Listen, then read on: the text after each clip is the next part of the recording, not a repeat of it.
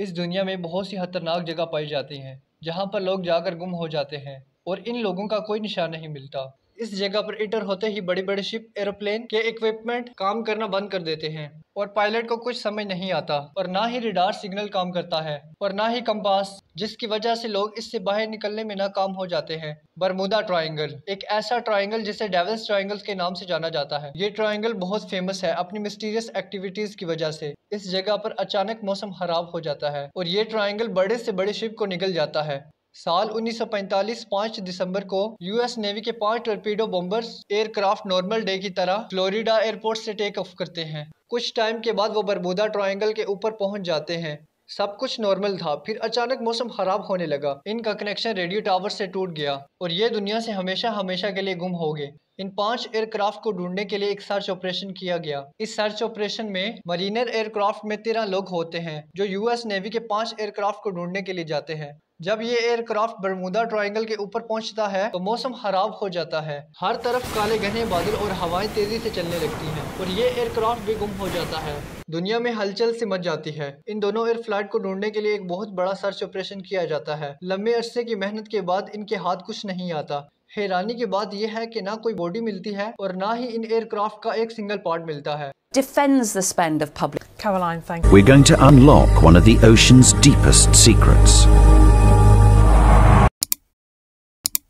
इसी तरह जापान के पास भी एक ट्रायंगल एरिया मौजूद है जिसका नाम ड्रैगन ट्रायंगल है। 1980 में ड्रैगन ट्रायंगल में एक शिप डिसअपीयर हो गया, डरबाय शाइन। ये शिप टाइटैनिक से 2 गुना बड़ा शिप था। 1980 में ये शिप ड्रैगन ट्रायंगल के रास्ते जा रहा था। इस शिप के अंदर कई मिलियंस ऑफ टन आयरन ले जाया जा रहा था कि अचानक मौसम खराब होने लगा और तेज समुद्री तूफान आ गया। कुछ टाइम के बाद ये शिप दुनिया से हमेशा हमेशा के लिए दूर हो गया। जापान गवर्नमेंट ने रेस्क्यू टीम भेजी। जब रेस्क्यू शिप ड्रैगन ट्रायंगल पर पहुंचा तो मौसम खराब होने लगा और बड़े बड़े स्टॉर्म्स ने इन्हें घेर लिया और ये शिप भी डिसअपीयर हो गया। जापान गवर्नमेंट ने रेस्क्यू एयरप्लेन से पता लगाने की कोशिश की। जब रेस्क्यू एयरप्लेन ड्रैगन ट्रायंगल पर पहुंचा तो प्लेन के आगे काले बादल छा गए और हवा की स्पीड 10 गुना तेज हो गई। कुछ टाइम बाद ये रेस्क्यू एयरप्लेन भी डूब गया।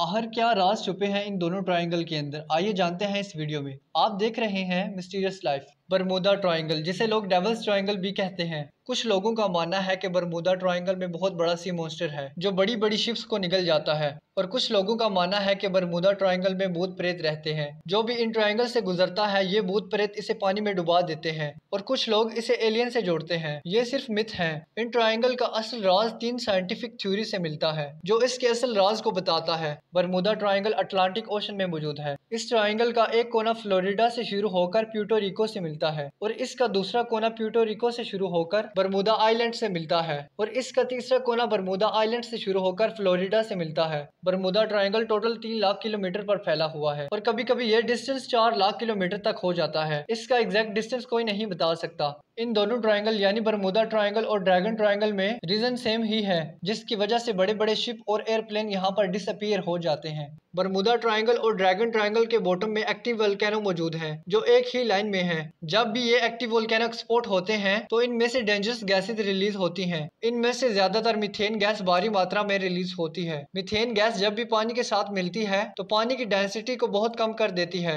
जब पानी की डेंसिटी बहुत कम हो जाती है तो पानी के ऊपर कोई भी चीज तैर नहीं पाती, वो पानी के अंदर डूब जाती है। आपको पता होगा शिप को पानी पर फ्लोट करने के लिए इनका डिजाइन कुछ ऐसा रखा जाता है जिसकी वजह से बड़ी बड़ी शिप पानी पर फ्लोट कर पाती हैं। इंजीनियर इसे कुछ ऐसा डिजाइन करते हैं कि शिप्स की जो नीचे वाली सरफेस होती है इसकी सरफेस को बड़ा रखा जाता है। पानी के अंदर एक फोर्स होती है जिसे बाउंसी फोर्स कहा जाता है। ये फोर्स किसी भी चीज को पानी के अंदर डूबने से रोकती है। ऑब्जेक्ट की सरफेस जितनी होगी बाउंसी फोर्स उतनी ज्यादा होगी। इंजीनियर शिप को आर्किमिडीज प्रिंसिपल के मुताबिक डिजाइन करते हैं जिसकी वजह से बड़ी बड़ी शिप डूबती नहीं। मोटा मोटा मैं आपको बता दूं कि आर्किमिडीज प्रिंसिपल में पानी की डेंसिटी के मुताबिक शिप को डिजाइन किया जाता है। इससे भी आसान बात में समझाऊं तो पानी की डेंसिटी ज्यादा होती है, शिप के नीचे वाले सरफेस को इसके मुताबिक डिजाइन किया जाता है, इसलिए शिप नहीं डूबती। जब वोल्केनो से मीथेन बड़ी मात्रा में रिलीज होती है तो वो पानी की डेंसिटी को बहुत कम कर देती है जिसकी वजह से बड़े से बड़ा एडवांस शिप भी डूब जाता है। यहाँ पर ज्यादा मौत डूबने की वजह से होती है। पानी की डेंसिटी बहुत कम होने की वजह से कोई भी शख्स यहाँ पर तैर नहीं पाता और वो डूब कर मर जाता है। शिप के डूबने की दूसरी बड़ी वजह बरमूदा ट्रायंगल के आसपास पहाड़ी एरिया मौजूद है और ये पहाड़ एक दूसरे से दूरी पर हैं और इस दूरी की वजह से इसके अंदर छोटे छोटे गैप बनते हैं। जब हवाएं इन छोटे गैप से गुजरती हैं तो इनकी स्पीड 250 किलोमीटर पर सेकंड हो जाती है। समझ नहीं आया? आइए एग्जांपल से समझते हैं। आपने देखा होगा जब पानी वाली मोटर के आगे बड़े रेडियस वाला पाइप लगाया जाए तो इससे निकलने वाला पानी का प्रेशर कम होता है, और अगर इसी मोटर के आगे छोटे रेडियस वाला पाइप लगाया जाए तो पानी का प्रेशर 5 गुना तेज हो जाता है। इसी तरह जब हवाएं बरमूदा ट्रायंगल और ड्रैगन ट्रायंगल से कुछ दूरी पर चलती हैं तो हवाओं की स्पीड नॉर्मल होती है।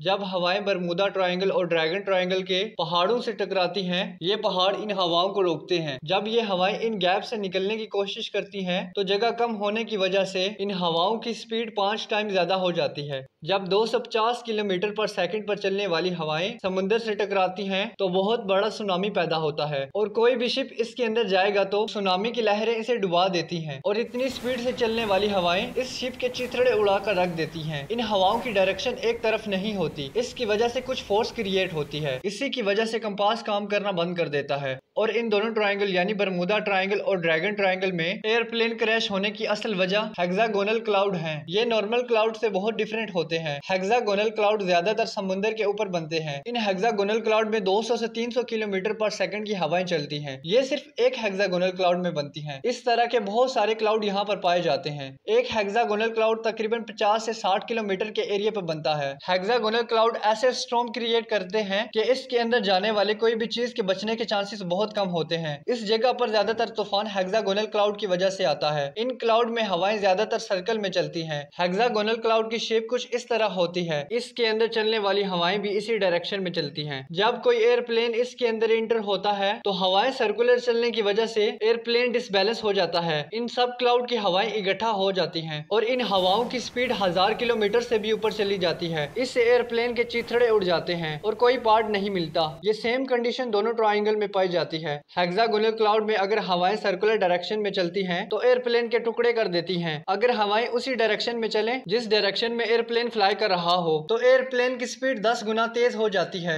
लकीली 1970 में एक पायलट बरमूदा ट्रायंगल से जिंदा बचकर आए थे। इनका नाम जर्मन ब्रूस है। जर्मन ब्रूस ने बताया था कि जब वो बरमूदा ट्रायंगल के ऊपर से गुजर रहे थे तो अचानक मौसम खराब होने लगा। समुद्र में सुनामी उठना शुरू हो गया और मेरे आगे घने काले बादल छा गए। हवा की स्पीड बहुत तेज हो गई। जर्मन ब्रूस की किस्मत अच्छी थी, उनका प्लेन जिस डायरेक्शन में जा रहा था हवाएं भी उसी तरफ चल रही थी। जर्मन ब्रूस ने 3 मिनट में 3000 किलोमीटर का डिस्टेंस कवर कर लिया था। वर्ल्ड मैप में अगर इन दोनों ट्रायंगल को देखा जाए तो ये दोनों ट्रायंगल एक ही लाइन पर आते हैं। आप ये बात सुनकर हैरान हो जाएंगे, ये triangle world most dangerous top 10 list में भी नहीं आते।